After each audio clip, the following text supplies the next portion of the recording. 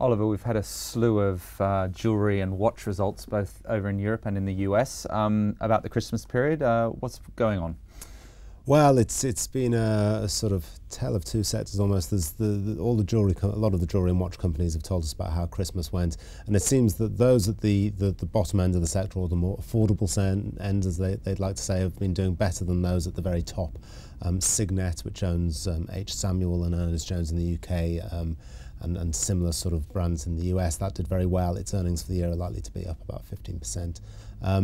Others in the similar market did well, but life not so good at the very top end of luxury.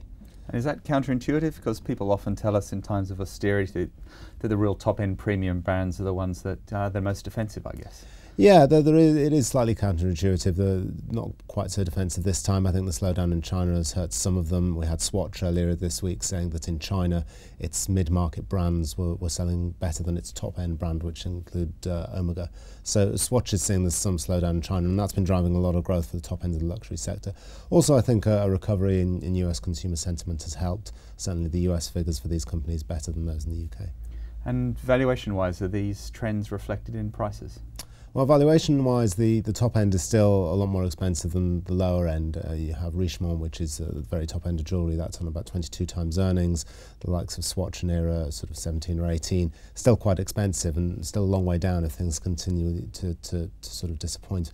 The other end, the lower end, is far more reasonable. Signet is on 14 times, for example. That seems far more affordable. And where do watches and jewellery sort of sit within the wider luxury space, both in terms of performance and valuation?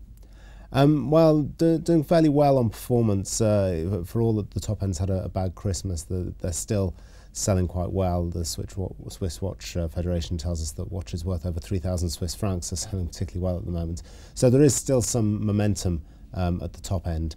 But the valuation's more or less in line at the top end with some of the other luxury goods companies. And finally, the ones at the lower end, did they give much guidance for this year as well?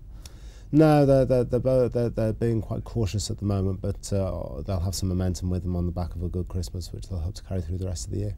Well, we've still got many shopping days to go before then. Thank you very much, Oliver.